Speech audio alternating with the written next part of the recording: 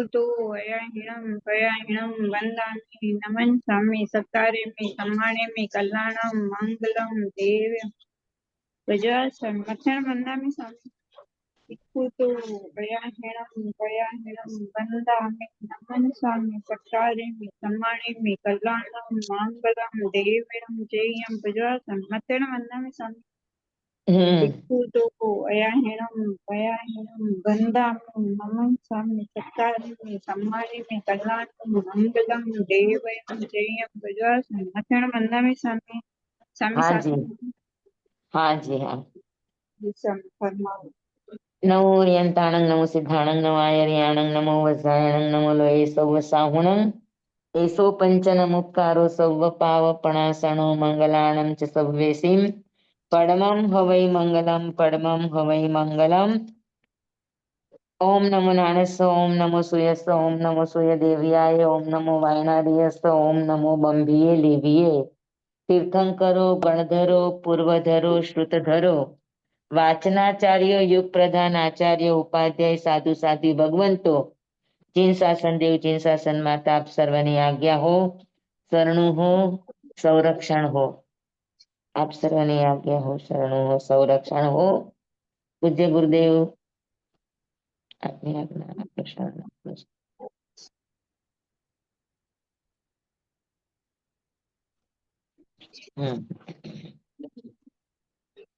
हे पतित जन पावनी सूर सरिता समी अधम उद्धारिणी आत्मसिद्धि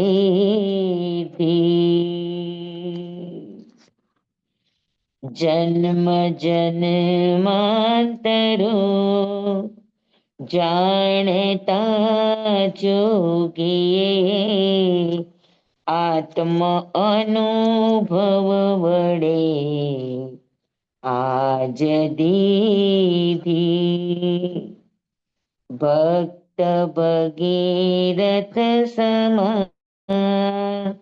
भाग्यशाली महा भव्य सौभाग्यनी विनती थी चारुतर भूमिना नगर नडियादमा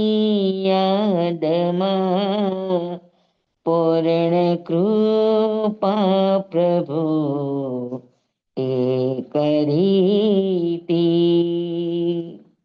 हे पतित जन पावनी सूर सरिता समी अधम उद्धारिणी आत्मसिद्धि।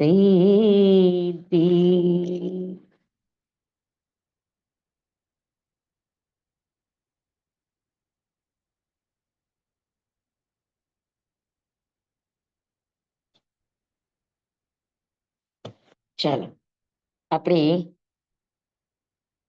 10મી ગાથા ચાલી રહી છે આત્મજ્ઞાન સમદર્શિતા।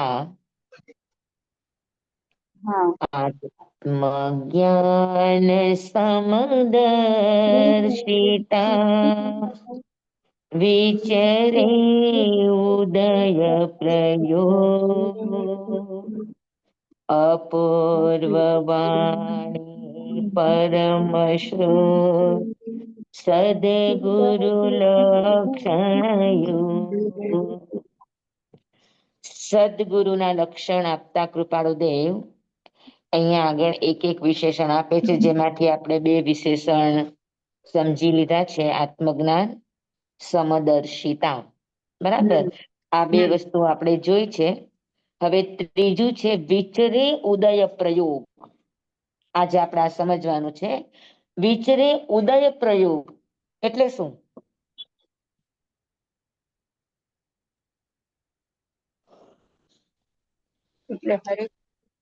એટલે ઉદયને આધીન થઈ જવું ઉદયમાં ભળી જવું ઉદય પ્રયોગ એટલે શું? ઉદયને સ્વીકારવાનું, જે પણ ઉદયમાં આવ્યું છે ક્ષમતા ભાવે સ્વીકારીને આપણે આપણું કાર્ય કર્યા કરવાનું.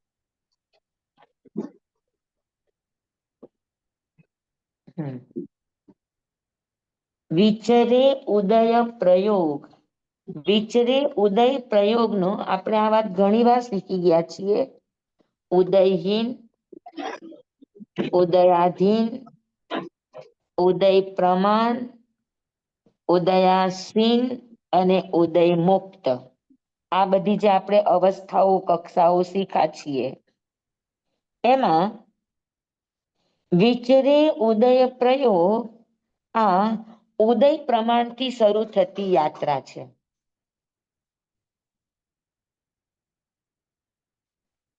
ઉદયાધીન પણ નથી ને ઉદયહીન પણ નથી.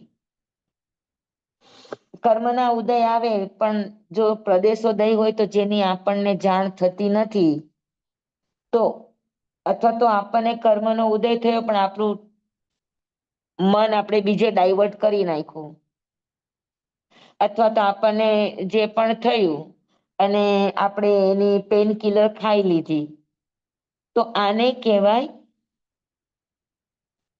ઉદયાધીન અવસ્થા. અને ઉદય છે અને આપણને જેની જાણ નથી એ ઉદયહીન અવસ્થા. અને પછી આવે છે ઉદય પ્રમાણ અવસ્થા. ઉદય પ્રમાણ અવસ્થાનો અર્થ એ છે કે જે કર્મ ઉદયમાં આવ્યું છે એ ખપવું જોઈએ, એનાથી આશ્રવ ન થવો જોઈએ. અને આશ્રવ થાય તો પણ સાંપ્રદાયિક આશ્રવ ન થવો જોઈએ, તો એને ઉદય પ્રયોગ કહેવાય. એટલે ઉદય પ્રમાણ કહેવાય, ઉદય પ્રયોગ કહેવાય. કર્મ ઉદયમાં આવ્યું. હવે કર્મ ઉદયમાં આવે તો આપણે શરીર લઈને બેઠા છીએ. સાધુ છે તો કુલ ગચ્છ પરિવાર સંપ્રદાય સંઘ એની વચ્ચે બેઠા છે. ગ્રહસ્થ છે તો પરિવાર અને સંબંધોની વચ્ચે બેઠા છે. એટલે ટૂંકમાં ઋણાનુબંધ સંબંધથી બંધાયેલા છીએ, બરાબર. પોતાનું શરીર પણ છે, સાથે શરીરનો પણ ઋણાનુબંધ છે અને સંયોગોનો પણ ઋણાનુબંધ છે. તો જ્યારે કર્મ ઉદયમાં આવ્યું ત્યારે શું કરવાનું? તો કે સૌથી પહેલા કર્મ ઉદયમાં આવ્યું એને જાણવાનું. સૌથી પહેલા આવશે જ્ઞેય, જાણો કે આ કર્મ ઉદયમાં આવ્યું છે એ છે શું, એ જાણો. જાણ્યા પછી તમને એમ લાગે કે આમાં મૌન રહેવાથી નહીં ચાલે, કરવું પડશે, તો જ્યારે પ્રયોગની વાત આવે, ઉદયનો પ્રયોગ કરવાનો છે, ત્યારે પ્રયોગ કેવી રીતે હોય? તો કે પ્રયોગ જતનાપૂર્વકનો હોય. હા, એક એક શબ્દ છે, પછી આપણે શબ્દનો ખુલાસો કરશું. ઉદયને જાણ્યો, જાણ્યા પછી એમ થાય કે મારે ઘર પરિવાર છે તો એનું પણ કામ કરવું પડે. હું સાધુપણામાં છું તો મારે ગોચરી પાણી વગેરે પણ વ્યવહારો હોય, એ પણ કરવા પડે. કદાચ મારે ન વાપરવું પણ મારા ગચ્છ પરિવારમાં સાધુ સંતો છે, કોઈ બીમાર છે, કોઈ તપસ્વી છે, કોઈ વયોવૃદ્ધ છે અને મને જવાનું છે, તો મારે એ કામ પણ કરવું પડે ને. હું ધ્યાનમાં બેઠી છું, હું ખાલી કામ કરીશ, હું ગોચરી નહીં જાઉં, એવું તો ચાલે નહીં. તો શું ઉદય છે એ પ્રમાણે એના પ્રયોગ હોય. યોગ અને પ્રયોગ. હા, યોગ સામાન્ય પણ હોઈ શકે. સમજી લે, આપણે અત્યારે મન વચન કાયાની પ્રવૃત્તિઓ કરીએ છીએ, પણ જ્યારે પ્રયોગ શબ્દ વાપરીએ ત્યારે એમાં આપણો વિશેષ પ્રકારનો પ્રયત્ન જોડાતો હોય, જેમાં આપણો પુરુષાર્થ જોડાતો હોય, ત્યારે એ જ યોગ પ્રયોગ બની જાય, બરાબર. તો જો મેં ઉદયને જાણ્યો, ઉદયને જાણ્યા પછી એમ થાય કે આમાં મારે ક્યાંય ઇન્ટરફિયર થવાની જરૂર નથી કોઈ મારી અત્યારે કોઈ સમયની માંગ, મારા શરીરના સ્તર ઉપર આવ્યું, સંયોગોના સ્તર ઉપર આપ્યું કે ગમે તે. જેમ કે પહેલાના શ્રાવકો 14 ની અંદર પૌષધ કરીને બેસતા, તો રાત્રિ જાગરણ કરતા કરતા દેવોના ઉપસર્ગ આવે, ઈ એનો ઉદય થયો. ઉદય થયો તેને જાણ્યું કે ભાઈ આ થયો છે, તો મારે શું કરવાનું? તો કે અત્યારે મારે નથી કોઈ ઋણાનુબંધ સંબંધોના કર્તવ્ય, એટલે અત્યારે મારે કોઈ જ કર્તવ્ય નથી, રાત્રિ કાળ ચાલે છે. તેનો અર્થ છે કે અત્યારે મારે આત્મધર્મ સિવાય કાંઈ નથી કરવાનું. તો એ સમયે શું કરે? તો કે જેવો ઉદય આવ્યો કર્મનો, તો એ મૌન થઈ જાય, ગુપ્તીમાં આવી જાય, કશું જ પ્રતિક્રિયા નહીં, પોતાના તરફથી કોઈ જ પ્રતિક્રિયા નહીં. સુદર્શન શેઠને અર્જુન માળીનો ઉપસર્ગ આવ્યો, ભગવાનના દર્શન કરવા જતા હતા, બીજું તો કોઈ કામ હતું નહીં. એ જ સમયે એને ઉદય જોયો અને એ સંથારો કરીને સમતા ભાવે બેસી ગયા, ગુપ્તીની અંદર બેસી ગયા. આ પહેલું કર્તવ્ય કે અગર તમારે તમારા તરફથી કંઈ જ કરવાનું નથી, તો એનો ઉદય પ્રયોગ કેવો હોય? તો કે ગુપ્તિમય હોય. હા, 5 સમિતિ અને 3 ગુપ્તી આ સતત આપણા ધ્યાનની અંદર રહે, તો એને ઉદય પ્રયોગ અવસ્થા આવે. તો વિચરે ઉદય પ્રયોગ. જે સદગુરુ છે એનું વિચરણ કેવું હોય, એના સમયે સમયે એના કેવા પસાર થાય? તો કે ઉદયમાં જેવો કર્મનો ઉદય આવે તેમાં એ પ્રયોગ દશામાં આવતા હોય. તો પ્રયોગનો અર્થ છે કે જેવો ઉદય થયો, સૌથી પહેલા એને જ્ઞેય જાણ્યું, જાણ્યા પછી એને સમજાય કે આમાં મારે કઈ કરવાનું છે તો કરે, અને કઈ જ કરવાનું નથી તો ન કરે. તો શું કરે? તો કે ઉદયમાં એ જ્ઞાતા દ્રષ્ટા બની જાય, એટલે ઈ ઉદયને હેય કરી નાખે. અને અગર ઉદય છે અને કરવું છે, તો એને ઉપાદેય સમજીને સમિતિ પૂર્વક એ કાર્યને કર્તવ્યને પૂર્ણ કરે. એમાં પણ ક્યાંય રાગદ્વેષ કર્યા વગર 100% એની અંદર પોતાના ઉપયોગને જોડીને એ કામને કરી લે. તો આને કહેવાય ઉદય પ્રયોગ અવસ્થા. સમજાણું બધાને ઉદય પ્રયોગ એટલે શું? જી સ્વામી. પણ સ્વામી, બીમારી આવે તો ત્યારે દવા કરવાની કે નહીં? જો તો એ બી કોઈની ઉદય બીમારી પ્રયોગ છે તો દવા કરવાની. ઓકે. આપણે એને એમ ન કહે કે દવા ન કરાય, દવા કરવાથી કર્મ બંધાય ને નિર્વિચિકિત્સા એ આપણો આત્માનો ગુણ છે, એવું એવા બધા ઉપદેશ નહીં આપવાના. બીજાની વાત છે તો એના મરણના છેલ્લા સમય સુધી આપણે આપણા તરફથી બનતા બધા જ પ્રયાસો કરવાના. પણ આપણા ઉપર જ્યારે બીમારી છે, તો હા. નિર્ણય આપણે કરવાનો છે કે મારે દર્દને જોવું છે, જાણવું છે. હા. જોવા અને જાણવા છતાં તીવ્ર, કેમ કે વેદનીય કર્મ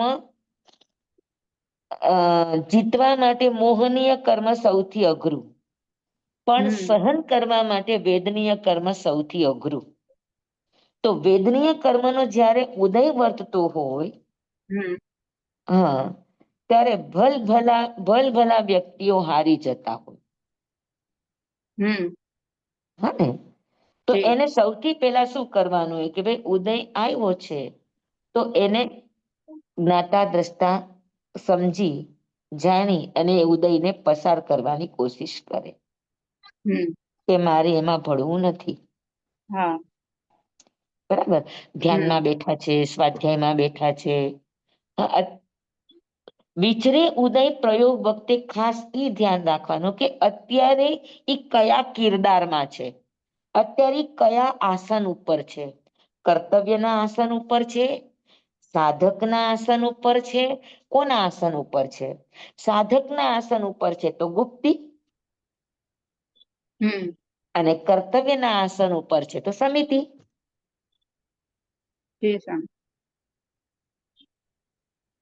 સમજાણું? એ પાછું હજી સમજાવું. થોડું અઘરું છે. કર્મનો ઉદય થયો. હવે ઉદય ઉદય હા થયો એનો અર્થ શું કે તમને કંઈક ને કંઈક તો વિપાક આપશે જ. હા હા તો એ સમયે શું કરવું? ઉદય પ્રયોગ છે. પ્રયોગનો હા અર્થ છે કે કર્મ જ્યારે ઉદયમાં આવે ત્યારે હા તમારા તરફથી શું પુરુષાર્થ થાય? હા તો કે આપણા તરફથી બે પુરુષાર્થ થાય, યા તો હમ સમિતિને યા તો ગુપ્તી. ઓકે. તો સમિતિ કેવી રીતે તો કરવાની? આપણે કયા પાત્રમાં છીએ? આપણું સમયે સમયે આપણો કિરદાર બદલાતો હા રહે. હા હા, ક્યારેક હા આપણો કર્તવ્યનો કિરદાર હોય, તો ક્યારે આપણે વ્યક્તિગતમાં પણ હોઈએ, તો ત્યારે હા આપણો સાધનાનો કિરદાર છે. હા હા, મારે મારી માટે હમ ઉદયને કઈ રીતે પસાર કરવું, આ હમ મારા પોતાના સાધનાનો વિષય છે. ઓકે. મારે બીજા માટે કરવું છે, તો ત્યારે મારું કર્તવ્ય ક્ષેત્ર છે. અચ્છા, હા બરાબર. હા સમજાણું તમને? હા હા હા, હવે સમજી લે કે મારા જ થાણા એકદમ બીમાર હોય હા અને ત્યારે મને સાધના કરવાનો મારો સમય છે, તો એ હા સમયે હું સાધના કરવા બેસી જાઉં? હા, એટલે કર્તવ્ય ત્યાં પેલા લેવાનું. તો ત્યાં આપણું કર્તવ્ય પ્રધાન છે. હા સમજ્યા? જી જી સર. તો આપણો આ સમય પેલા તો જ્ઞેય તમે જાણી લો કે ભાઈ આ કર્મનો ઉદય છે. હમ હવે અત્યારે હું કઈ પોઝિશનમાં છું? હમ હું કર્તવ્યની પોઝિશનમાં છું કે મારી વ્યક્તિગત પોઝિશનમાં છું? હમ મારા ઉપર જિમ્મેદારી છે એનું અત્યારે વ્યવહારના દાયરામાં છું કે હું હા મારા વ્યક્તિગત દાયરામાં છું? હા અગર હું વ્યક્તિગત દાયરામાં છું જી હા, તો પછી મારે કોઈ પણ જાતની પ્રતિક્રિયા કર્યા વગર જ્ઞાતા દ્રષ્ટા ભાવે મારે એ કર્મને જોયા કરો. જોયા કરવાનું છે અને ખપાવવાનું છે. જી સર. બરાબર, હા પણ હું કર્તવ્યના દાયરામાં છું. હમ હા તો જિમ્મેદારી છે મારા ઉપર. હમ તો ત્યારે હું એ રીતે તો અ હા, કે ભાઈ ના મારે કર હવે ગુપ્તીમાં બેસી જવું છે. કે તારે તારું કર્તવ્યનો દાયરો છે. તો તારે કર્તવ્યના દાયરામાં તારે ગોચરી પણ જવી પડે, વિહાર પણ કરવો પડે, બોલવું પણ પડે. હને હમ હા પરતવાનો સમય પણ આવે. જી હા, આ બધા જ આવે ને જી પ્રયોગો. હા તો એ સમયે શું કરવાનું? તો કે એ સમયે કર્તવ્યનું ક્ષેત્ર છે તો સમિતિ કરવાની અને હા આપણું વ્યક્તિગત ક્ષેત્ર છે તો સાધના કરવાની. સાધના કરવાની. જી જી સર. બરાબર. સમજાયું? જી સર.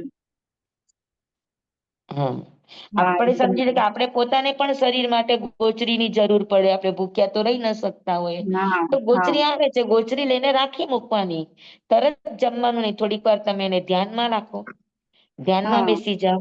ગોચરી તો હા છે જ, એ તો ક્યાંય વહી હમ જવાની નથી. નથી તમે ધ્યાનમાં બેસીને ભૂખને જોવાની કોશિશ કરો, એને જોવાની કોશિશ કરો. તો આ બધા ઉદયના પ્રયોગો છે, અલગ અલગ અલગ અલગ અલગ અલગ. કે આ થયું હા તો શું કરવાનું, આ થયું તો શું કરવાનું, આ થયું તો શું કરવાનું. હા જી સર. સમજાયું? તો હા જે રીતનું ઉદય હોય એનો શું કરે? તો કે એને માટે પ્રયોગ કરે. હમ પ્રયોગ કરવાનો અર્થ એ છે એ પ્રમાણે વિશેષ જાગૃતિ પૂર્વક એને જે કરવાનું છે એ સમિતિમાં પણ રાગદ્વેષ નથી કરવાના અને ગુપ્તીમાં પણ રાગદ્વેષ નથી કરવાના. સમિતિમાં હમ કર્તવ્ય સમજીને કરવાનું છે અને ગુપ્તીની અંદર આત્મભાવે રહેવાનું છે. જી સર, સમજાય. જી સમજાણું સર બધાને? એકદમ હા સર ક્લિયર થઈ ગયું. ઉદય પ્રયોગ શબ્દ સમજાણો? હા સર. હા, કે કેવો ઉદય છે ને એ ઉદયમાં એને શું કરવાનું છે હમ એ પ્રમાણે ઈ વર્તે એને ઉદય પ્રયોગ કહેવાય. તો કમસે કમ એની અંદર બે ચીજ ન થવી જોઈએ, ઉદયહીન ન થવું જોઈએ અને ઉદયાધીન ન થવું જોઈએ. બસ આ બે વસ્તુ ન થવા દેવી. અને એ અચ્છા સિવાયની જે કરવા જેવી છે કરે એને ઉદય પ્રયોગ કહેવાય.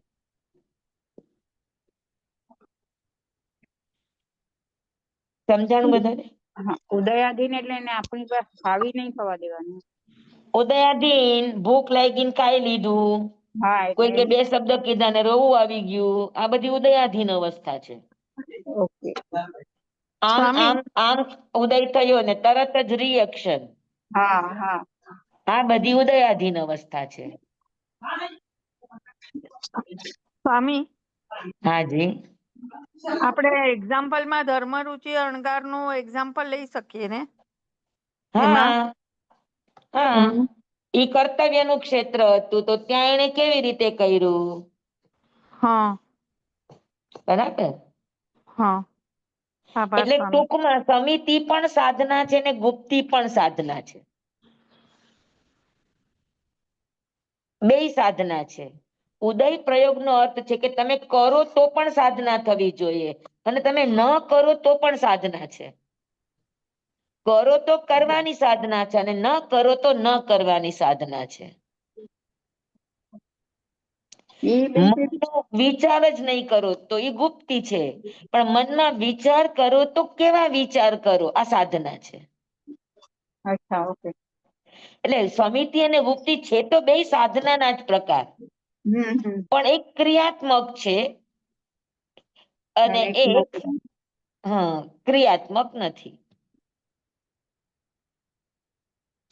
સમજાણું? જી સ્વામી. ઉદય સ્વામી પ્રયોગ સમજાઈ ગયું? ઉદય સ્વામી પ્રયોગ. સ્વામી મારે સ્વામી એક સવાલ છે. બોલો બોલો. સ્વામી તમે એમ કીધું ને કે આપણને ખબર પડે કે સામેવાળા આપણી સાથે કઈ ગલત કરી રહ્યા છે અને પછી આપણને રડવું આવી જાય તો ઈ પણ કર્મ બંધ છે? હા, તમે ઉદયાધીન થઈ ગયા, તમને ખરાબ લાગ્યું એટલે તો રોવું આવ્યું. પણ આપણે એની સામે નો રડીએ ને આપણે એકલામાં રડી લઈએ તો કે આપણને દુઃખ એકલામાં રડો, લાગ્યું કે એ લોકોએ આમ અંદરમાં રડો, કર્યું તો એમ. જાહેરમાં રડો, જોરથી રડો, ધીમેથી રડો. ખરાબ તો ઓકે, લાગ્યું જ. રડવું એ અર્થ ધ્યાન છે. અચ્છા અને રડ્યા એનો અર્થ છે કે બરાબર. તમને ઈ દુઃખ લાગ્યું, તમને પીડા લાગી તો રોવાનું આવ્યું ને. હા પણ આપણો કઈ ફોલ્ટ નથી તો એવું કોઈ કરે તો? હવે એ તો આપણો ફોલ્ટ આ ભવનો નથી, કયા ભવનો ફોલ્ટ તો હશે ને, કેમ કે ફોલ્ટ વગર તો કઈ થતું જ નથી ને. બરાબર છે. કર્મનો ઉદય, ઓકે. કર્મનો ઉદય બે જગ્યા ઉપર થાય, કા શરીરના સ્તર ઉપર થાય ને કા સંયોગોના સ્તર ઉપર થાય. તો સંયોગોના સ્તરની ઉપર બધું જ આવી જાય, હમ અને શરીરના બરાબર. સ્તર ઉપર આવે. સ્વામી હા, ઓકે, બે માંથી એકમાં જ આવે. સમિતિ બરાબર. એ ક્રિયાત્મક કામમાં આવી જાય ને? સમિતિ ક્રિયાત્મક છે અને હા, ગુપ્તિ નિષેધાત્મક છે. આભાર સ્વામી. ન કરવું આ ગુપ્તિ છે, અને સમ્યક કરવું આ સમિતિ છે. જી સ્વામી. પણ થાય બે માં સંબર, આપણે તો સંબરનો માર્ગ વિચારી રહ્યા છીએ. જી સ્વામી. વિચરે ઉદય પ્રયોગ એનો અર્થ એ છે કે એ સંબરનો રસ્તો છે.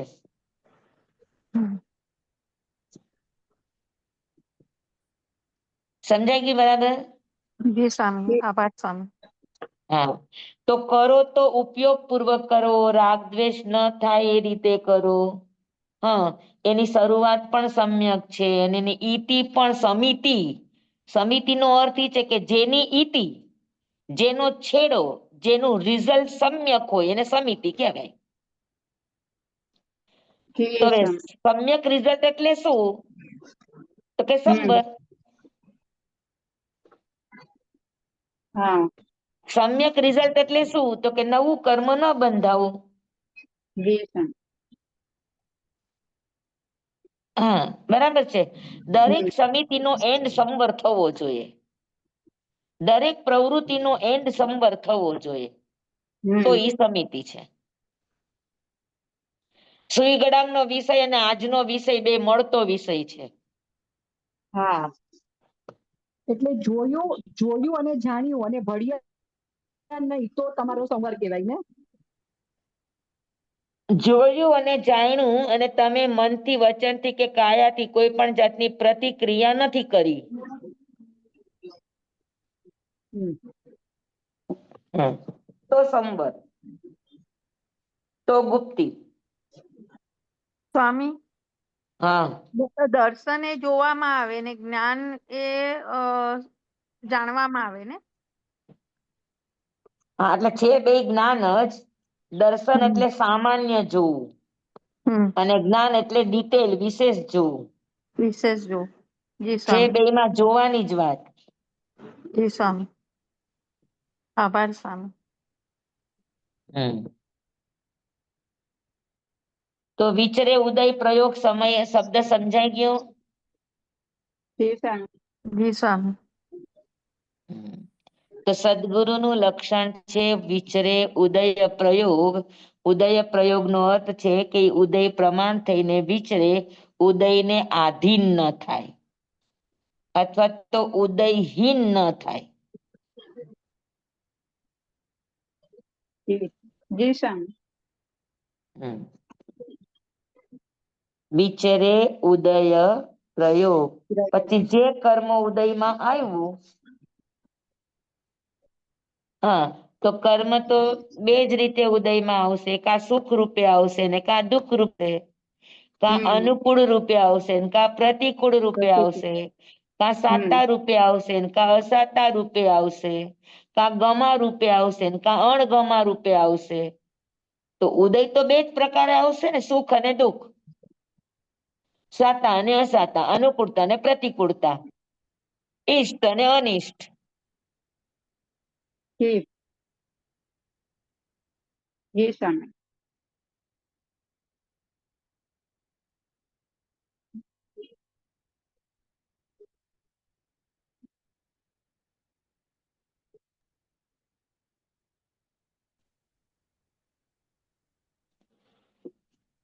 સમજાણું? તો જી ઉદય સુખ દુઃખ હોય, અનુકૂળ પ્રતિકૂળ હોય. સુખમાં સુખી નથી થવાનું અને દુઃખમાં દુઃખી નથી. સુખી નથી થવાનું. સુખ અને દુઃખમાં સુખી અને દુઃખી થઈએ એને આર્ત ધ્યાન કહેવાય. હમ. ઈષ્ટ નો સંયોગ થયો, ગમતું મળ્યું એટલે રાજી થયા, ન હમ. ગમતું મળ્યું એટલે દુઃખી થયા, નારાજ થયા. જી. તો આર્ત ધ્યાન છે. હમ. બરાબર. હમ. તો આપણે ઉદયને આધીન બની ગયા. જો જી સ્વામી. જે મળ્યું, જે મળ્યું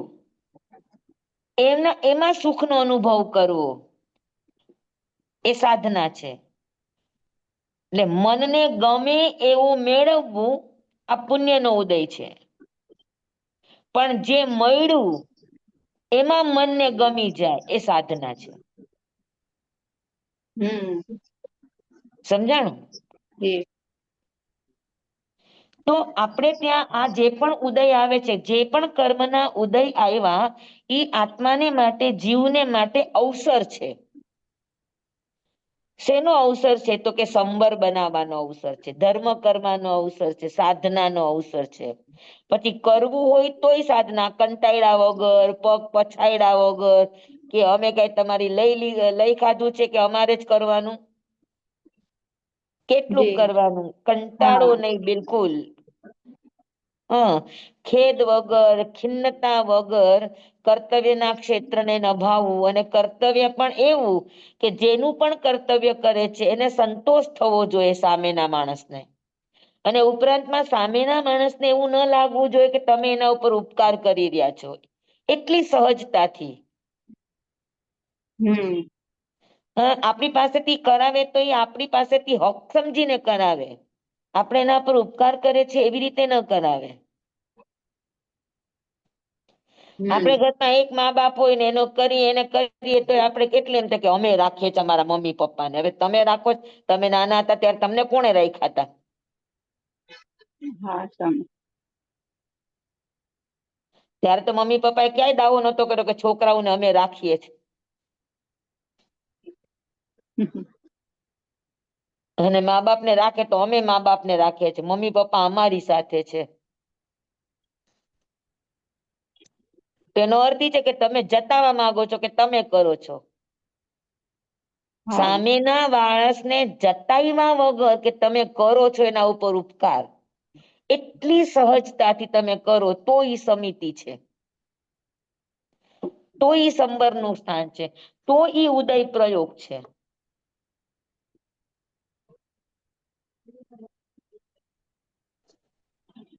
સમજાણું?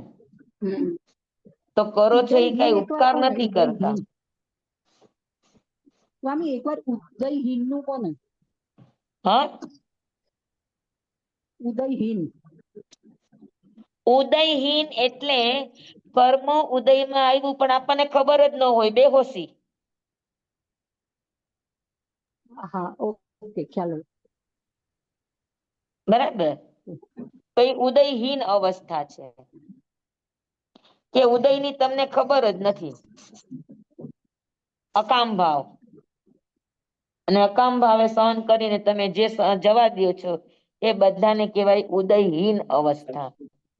હમ ઉદયાધીનમાં તમને ખબર છે કે મને માથું દુખ્યું, મને પેટ દુખ્યું, સામે વાળાએ મને આ બે શબ્દ કીધા, મને ખબર છે, હમ અને પછી આપણે તરત જ એની પ્રતિક્રિયા વાળીએ તો એ ઉદયાધીન અવસ્થા છે.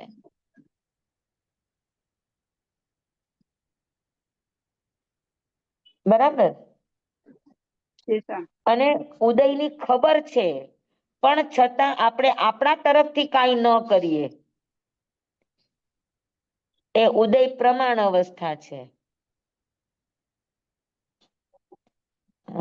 અને કર્મ ઉદયમાં છે અને આપણે નવું એક પણ કર્મ બાંધતા નથી, ઈ તમે ઉદયની ઉપર આસીન થઈ ગયા કે કર્મ ઉદયમાં હોવા છતાં પણ તમારું બે સમયનું એરિયા પથિકી કર્મ પણ બંધાતું નથી 14મા ગુણસ્થાનમાં, તો ઈ તમે ઉદયથી ઉપર બેસી ગયા. હા, અને ઉદય પ્રમાણ અવસ્થા, અરે ઉદય અને ઉદય મુક્ત અવસ્થા એટલે તમે સિદ્ધ થઈ ગયા, ઉદય થી જ મુક્ત થઈ ગયા.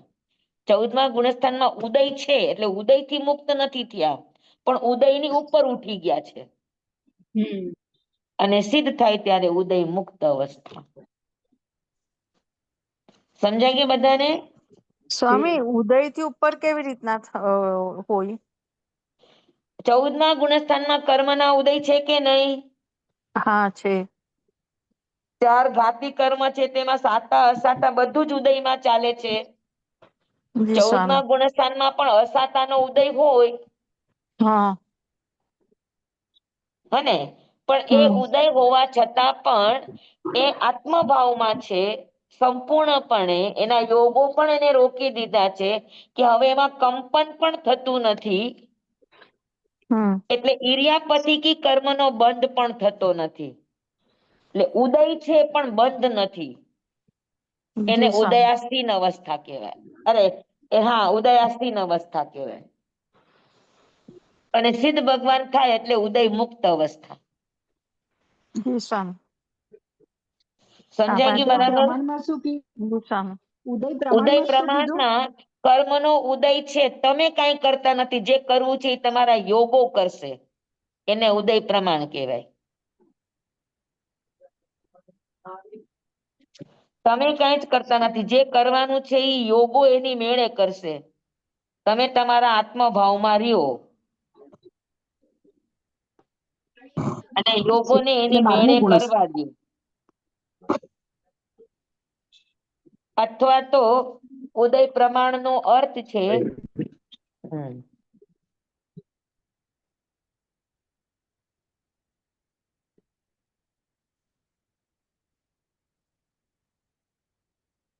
કે કર્મ ઉદયમાં આવ્યું છે અને આપણે કર્તવ્ય રૂપે કરીએ છીએ, તો એ બધું ઉદય પ્રમાણમાં જાય.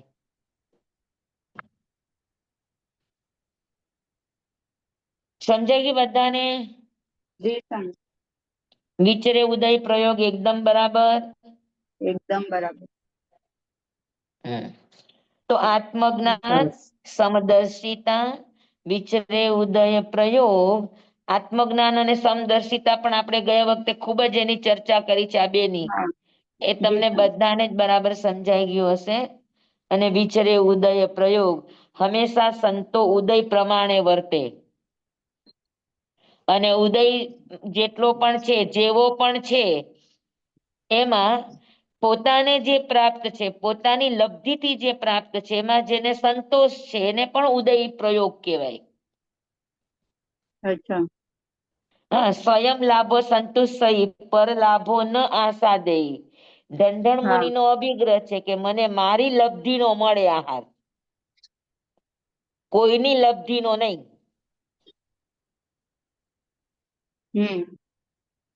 બરાબર. તો મને મારી લબ્ધિથી મળે, મારી ઓળખથી મળે, કોઈનાથી ન મળે. એટલે પોતાના ઉદય પ્રમાણે જે પણ મળ્યું એમાં જેને સંતોષ થાય એને પણ ઉદય એટલે મીન્સ ઉદય પ્રયોગ કહેવામાં આવે.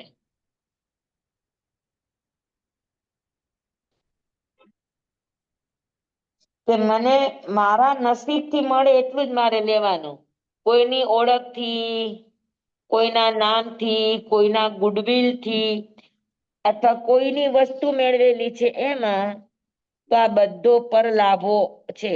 તો બીજાના નસીબનું આપણે ખાવાનું નહીં.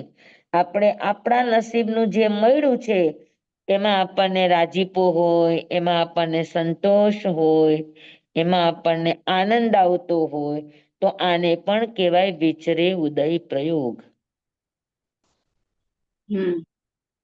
હા, જે પ્રાપ્ત છે એ પર્યાપ્ત છે. આ સૂત્ર યાદ રાખવાનું કે મને જે પણ કર્મ કે જે પણ વસ્તુ મને પ્રાપ્ત થઈ છે આ મારા ઉદય માટે પર્યાપ્ત છે. નવી આશા નહીં રાખવાની. હા,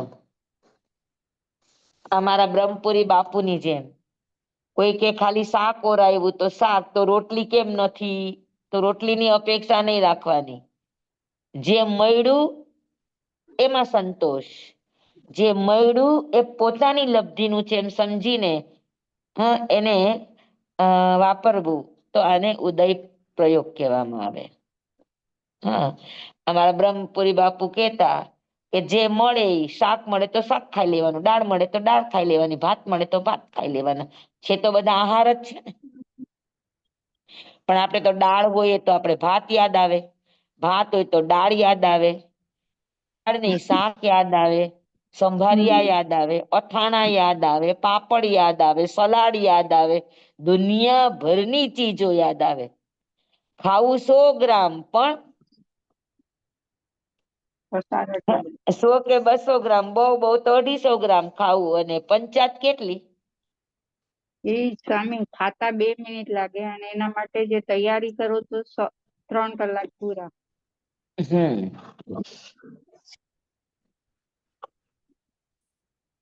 તો ઉદય પ્રયોગમાં આવે તો આ બધી ઝંઝટો છૂટી જાય. છૂટી જાય. સાચી વાત. જી સ્વામી. આ બી પ્રયોગ કરવા જોઈએ. હા, જે મળ્યું તે પર્યાપ્ત. એમાં આપણા તરફથી કઈ ઉમેરો ન કરવો, આને ઉદય પ્રયોગ કહેવાય. શાક નમક ઓછું છે તો ઈ ઉદય છે, જેવું મળ્યું એવું ખાઈ લ્યો. તમે એમાં નમક ભેળવો તો તમે ઉદય પ્રયોગ નથી કર્યો. હા, તો ઉદયાધીન થવાનું. હા, તમને જે પ્રાપ્ત છે એનો તમે સ્વીકાર કરીને તમે એનો પ્રયોગ કરો તો એને ઉદય પ્રયોગ કહેવાય. તો થઈ ગયું, બધાને બેસી ગયું બરાબર એકદમ? જી જી સ્વામી. વિચરે ઉદય પ્રયોગ. પછી અપૂર્વ વાણી, પરમશ્રુત. અપૂર્વ વાણી એટલે શું? તો કે આવા જો પામેલા સંતો હોય એ જે પણ એના મોઢામાંથી વાણી નીકળે, કેમ કે આ તો સંવરના ઘરમાં પહોંચેલા સંતો છે, ઉદય પ્રયોગમાં વર્તે છે, તો એના કારણે એની નાભી ખુલી ગઈ હોય. અને જેની નાભી ખુલી ગઈ હોય તો એના નાભીમાંથી જે પણ વાણી નીકળે એ કેવી વાણી હોય? અપૂર્વ. ઓકે. હા, તો ઈ અપૂર્વ વાણી. અપૂર્વ વાણી એટલે તમે પેલા સાંભળી જ ન હોય. હવે જેમ કે આ ગુરુદેવના પ્રવચન છે, આપણે ક્યાંય ઉદયાધીન એ બધા શબ્દો આપણે વાપર્યા છે કે આપણે સમજીએ છીએ, પણ હવે ઉદયહીન, ઉદયાધીન, ઉદય પ્રમાણ, ઉદયાસીન, ઉદય મુક્ત, આ બધી વાતો કોઈ શાસ્ત્રમાં લખેલી નથી કે કોઈ આગમના અ શબ્દાર્થ ભાવાર્થમાં પણ આપેલી નથી. હમ તો આ ધ્યાન પ્રવચનનો વિષય છે, નાભીમાંથી નીકળેલો વિષય છે, વિષય તેમાં છે. ખૂબ મૌલિકતા હોય, ખૂબ નવીનતા હોય. હા તો જે ચીજમાં મૌલિકતા હોય, જે કથનમાં મૌલિકતા હોય, જે કથનની અંદર નાભીમાંથી નીકળેલી વાતો હોય, એ બધી કેવી હોય તો કે અપૂર્વ. તમે પેલા આવી સાંભળી જ ન હોય. હમ હા, અપૂર્વ ભાવોથી ભરેલી હોય, અપૂર્વ રીતે કહેવાયેલી હોય, એના અપૂર્વ લાભો હોય, તો આ બધાને કહેવાય અપૂર્વ વાણી. સ્વામી, હા એક્ઝામ્પલમાં મીરાબાઈ હોઈ શકે ને આમાં, કેમ? અપૂર્વમાં? મીરાબાઈ, એમણે જે પદો રચ્યા. જેટલા ખાલી મીરાબાઈ એવું નહીં, મીરાબાઈ, કબીરદાસ, રહીમ, આપણા તીર્થંકરો, ગણધરો, પૂર્વધરો, જી હા, સ્વામી. આવા યુગ પ્રધાન, સમયના યુગ પ્રધાન સાધુ સાધ્વી ભગવંતો જે સાધનામાં ઉતરેલા છે, અને એને કંઈક પણ પોતાના અંદરના સબકોન્શિયસ ને ટચ કર્યું છે, તો એ જે પણ વાત એના અનુભવમાંથી નીકળશે, જી નાભીમાંથી સ્વામી. નીકળશે, તો નાભીમાંથી નીકળેલી વાત અનુભૂત વાતો હોય. તમે એનો અનુભવ કરેલો હોય, એ વાત નીકળતી હોય. જી હા, તો સ્વામી. એ વાણી હંમેશા કેવી હોય તો કે અપૂર્વ જ હોય, નવીન જ હોય, જે તમે પેલા કોઈ દિવસ સાંભળ્યું ન હોય. જી સ્વામી. આભાર સ્વામી. સમજાણું? જી. તીર્થંકરની વાણી કેમ આપણને અપૂર્વ અપૂર્વ લાગે, નવીન નવીન લાગે.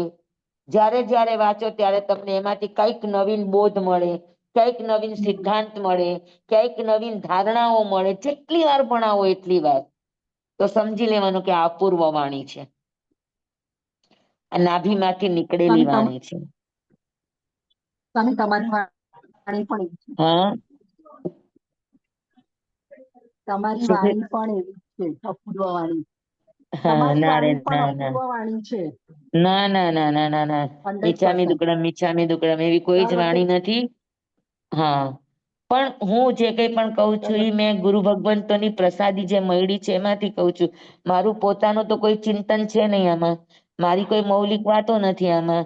જે આપણે ગુરુ ભગવંતો પાસેથી સાંભળી છે, અને મને જે ચીજો બહુ અંદરથી ટચ કરેલી છે, તો જ્યારે જ્યારે આપણા આવા વાંચનીના પ્રયોગો આવે, ત્યારે એ વાત કદાચ મેં તમને પેલા પણ કીધી, તો હું ફરી પાછી એ દોહરાવું. તો જેટલી વાર મેં તમારી પાસે એકની એક વાત દોહરાવી છે, તમને નવું મળ્યું કે ન મળ્યું, પણ મને અંદરમાંથી નવી વાત મળે. તો જે ચીજને વાંચતા વાંચતા વારંવાર તમને કંઈક નવીન ધારણા મળે, કંઈક નવીન તમને અંદરથી સંશોધન મળે, જેટલા ઊંડા જવાની કોશિશ કરો, તેમાંથી તમને નવીન નવીન ખજાનો નીકળતો જાય. એક શબ્દના અનંત અર્થો તમારી સામે ખુલવા માંડે. તો ઈ જે વાણી છે, એ વાણીને કહેવાય અપૂર્વ વાણી. એટલે અપૂર્વ વાણી છે, એ સિદ્ધ વાણી. સિદ્ધ વાણી એટલે અનુભૂત વાણી હોય. એને જે પણ ધ્યાનમાં અનુભવ્યું હોય, એમાંથી નીકળેલી આ પવિત્ર ગંગા છે. આ શબ્દ નથી, શબ્દ બ્રહ્મ છે. સ્વામી, આમાં તમે પણ અમારું કેટલું બધું ખોલો છો, આમાંથી એક પણ વસ્તુ ખબર નહોતી. હા, હું ખોલું છું એની ના નહીં, પણ હું મારી પાસેથી નથી ખોલતી. મને મારા ગુરુ ભગવંતોની પાસેથી મળેલી પ્રસાદી તમને ખાલી હું ટ્રાન્સફર કરું છું, વાયા મીડિયા બનીને. એટલે વાણી મારી નથી, માધ્યમ મારું ખરું. હમ પણ જેનામાંથી આવી વાણી નીકળી છે કે નીકળે છે, એ બધાને અપૂર્વ વાણી કહેવામાં આવે. હમ જી સ્વામી. બરાબર? જી. તો અપૂર્વ વાણી પછી આપણું પરમશ્રુત.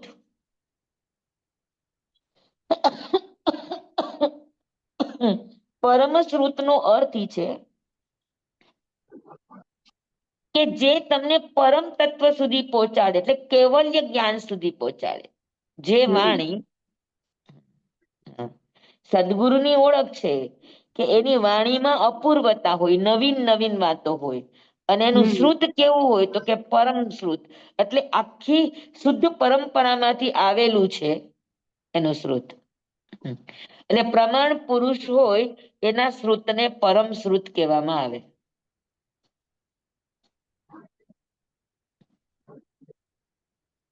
બરાબર. એટલે શું કહેવાય, નેયાઉયમ, સંશુદ્ધમ, સલકતણમ, સિદ્ધિમગમ, મુક્તિમગમ, જે વાણીના ગુણો છે એવી જે વાણી હોય એને પરમ શ્રુત કહેવાય. શ્રુત એટલે જ્ઞાન, પરમ એટલે અંતિમ છોરનું જ્ઞાન, કે હવે એના પછી આની કોઈ આગળ વિશેષ બીજી કોઈ અવસ્થા નથી. તો અપૂર્વ વાણી, પરમ શ્રુત. અને બીજું પરમ શ્રુત નો અર્થ ઈ છે કે જે લોક જ્ઞાન આપે છે, જે જ્ઞાની પોતાનું જ્ઞાન બીજાને આપે છે પણ જેને વળતરમાં કઈ જોતું નથી એને પરમ શ્રુત કહેવામાં આવે. આ મારા ગુરુદેવની ધારણા છે, પરમ શબ્દની ધારણા છે કે પરમ કોને કહેવાય? શ્રુત એટલે જ્ઞાન, અને પરમ એટલે શું? તો કે જેને વળતરમાં કઈ જોતું નથી એ પરમ છે. નથી એને અધિકાર જોતો, નથી એને વાહવા જોતી, નથી એને ધન્યવાદ જોતો, નથી એને કદર જોઈતી, નથી એને આમ દામ ઠામ કોઈ પણ દુનિયાવી ચીજ નથી જોઈતી. જેને જ્ઞાન પીરસવામાં ખૂબ રાજીપો છે અને વળતરમાં એને કશું જ જોતું નથી, તો આ કહેવાય પરમ શ્રુત. તો આ 5-6 પ્રકારના ગુણ જેની અંદર હોય તો એને સદગુરુ કહેવામાં આવે. તમારે અગર સદગુરુ બનવું છે તો આ રસ્તો છે. અને બીજું, સદગુરુ એટલે અંદરનું જ્ઞાન. અંદરનું જ્ઞાન જ્યારે જાગે ત્યારે એનામાં આ 6 ગુણો પ્રગટ થાય.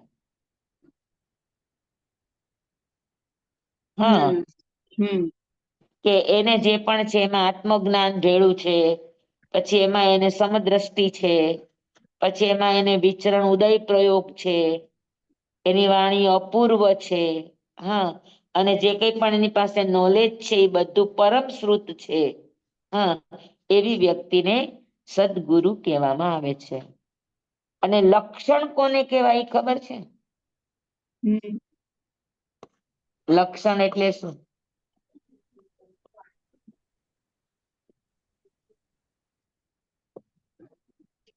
લક્ષણ હંમેશા અસાધારણ હોય.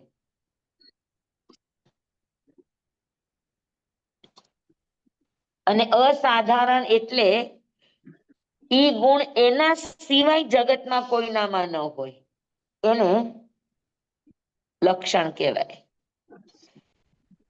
જેમ કે ગતિ સહાયતા ધર્માસ્તિકાયનું લક્ષણ છે, તો એ ધર્માસ્તિકાય સિવાય કોઈનામાં ન હોય.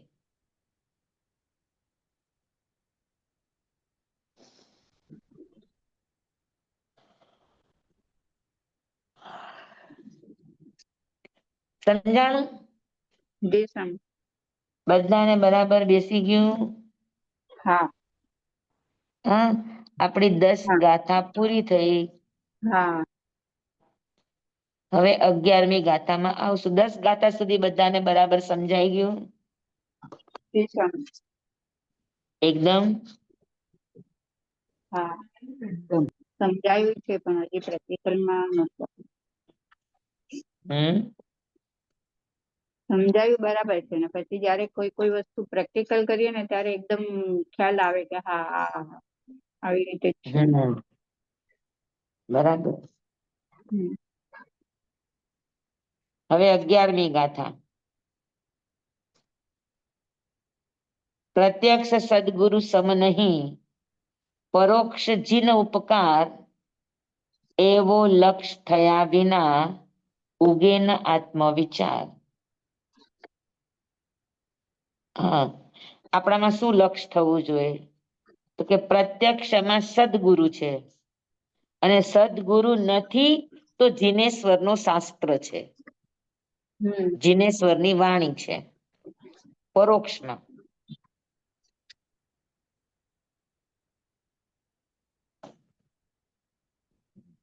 તો અને આ જ્યાં આપણે સુધી આ આગમ લક્ષ ન થાય, આગમ છે ઈ આ પરોક્ષ કહેવાય. હા એ પરોક્ષ છે, શાસ્ત્રો છે ઈ. પ્રત્યક્ષમાં સદગુરુ પોતે છે, તો પ્રત્યક્ષમાં ગુરુ જેવું બીજું કોઈ નહીં. કેમ કે ગુરુ છે એ તમને દ્રષ્ટિ આપે. શાસ્ત્રમાં તો શું છે કે સર્વ સામાન્ય વાત હોય, હા જેને શું કહે સ્ટાન્ડર્ડ વાતો જ હોય. હમ પણ હરેક વખતે હરેક ચીજો સ્ટાન્ડર્ડ ન હોય ત્યારે તમારે દ્રવ્ય ક્ષેત્ર કાળ ભાવને થોડું બદલવું પણ પડતું હોય. હા તો ઈ બધું જયારે બદલવાનું હોય તો ઈ કોણ કરે? તો કે પ્રત્યક્ષ સદગુરુ હોય તો થાય. હા સમજાણું?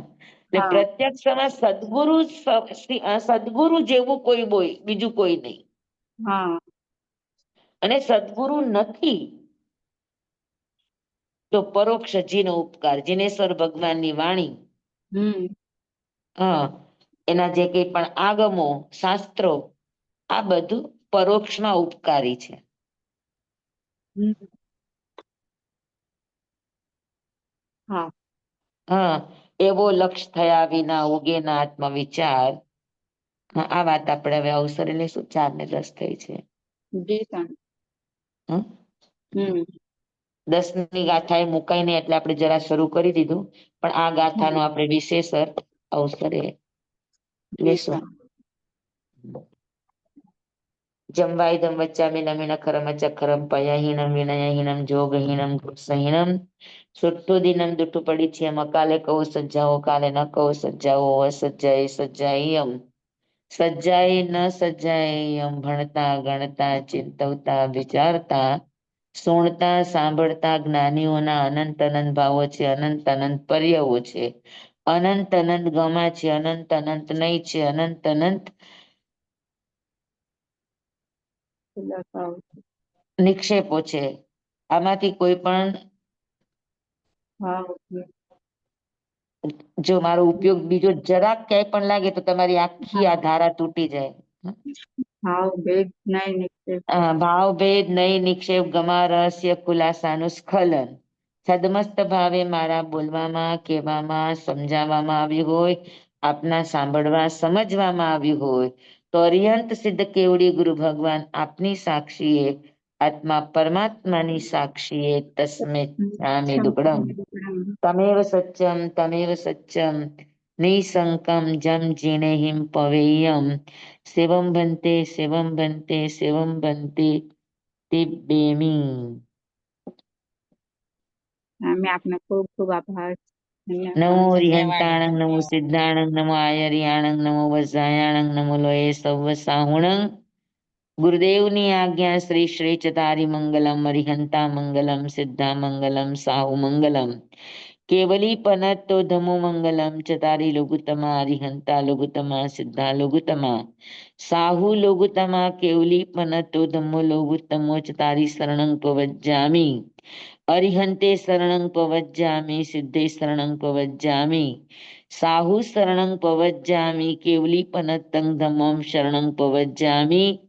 એ ચાર શરણા ચાર મંગલ ચાર ઉત્તમ કરે જે નર ભવસાગરમાં ન બુડે તે સકલ કર્મનો આણે અંત મોક્ષ તણા શુક્લ હે અનંત ભાવ ધરીને જે ગુણ ગાય તે જીવ તરીને મોક્ષે જાય સંસારમાં હિ શરણાચાર અવર શરણ નહીં કોઈ જે નર નારી યાદ રે તેને અક્ષય વિચલ પદવી હોય અંગૂઠે અમૃત વસે લબ્ધિ તણા ભંડાર શ્રી ગુરુ ગૌતમ સ્વામીજી ભગવાનને સમરીએ તો સદાય મન વાંચિત ફલદાતાર સદાય મન વાંચિત ફલદાતાર. બોલો ભગવાન મહાવીર સ્વામી કી જય. પૂજ્ય ગુરુદેવ કી જય. જય. બધાને ખૂબ ખૂબ ધન્યવાદ. આપનો આપનો ખૂબ ખૂબ ખૂબ ખૂબ આભાર. ધન્યવાદ. મથેન વંદામી સ્વામી સુખ સત્તામાં હાજી હાજી સ્વામી બધાને કાલે ખૂબ ખૂબ કાલે નથી લેવાનું ને? હા કાલે હું જરા પૂછી જોઉં પછી તમને કેવડાવું હો. હા, અને હું પછી છે ને રવિવારે દેશમાં જાઉં, તો ત્યાં અચ્છા મારે નેટવર્ક ક્યાંક પકડાશે, ક્યાંક નહીં પકડાય એવું થશે. હા તો પછી કોણ કરશે? બંસી કરશે તો ને? હા, બંસી બધા મેસેજ નાખશે, તો તમને હોસ્ટ બનાવે તો ચાલશે? અરે બધું મને ફાવે નહીં, મારું ઠેકાણા વગરનું આપણે કઈ કામકાજ નહીં છે. કરવાનું, મેસેજ તો બંસી નાખી દેશે. આપણે તમારે તો ખાલી પૂરું થાય એટલે એન્ડ જ કરવાનું. હા એ હું લીવ આવે એ બંધ કરી દઈશ ને, બાકી બંસી છે, બંસી ત્યાં હામી રહી. બંસી સંભાળી લેજે. રેકોર્ડિંગ કરવું હા પડશે ને ચાલુ? હા રેકોર્ડિંગ એ તો બંસી થશે, કરશે રેકોર્ડિંગ ને ઈ જે પણ છે. રેકોર્ડિંગ ને હાથ નહીં લગાડે તો રેકોર્ડિંગ ચાલુ જ હોય, તો ચાલુ થઈ જ જાય. અચ્છા હા ચાલો ભલે. હા બધાને જે હા. કેટલા દિવસ માટે દેશમાં જાવ છો? હું આવતા બીજા 8 દિવસ છે, 7 દિવસે આવશું. ઓહો હા હા હા હા, હા ઠીક છે. દેશમાં. ચાલો બધાને જય જિનેન્દ્ર. હમ સાતા મારી જો સ્વામી ભૂખણ વંદન. હાજી હાજી.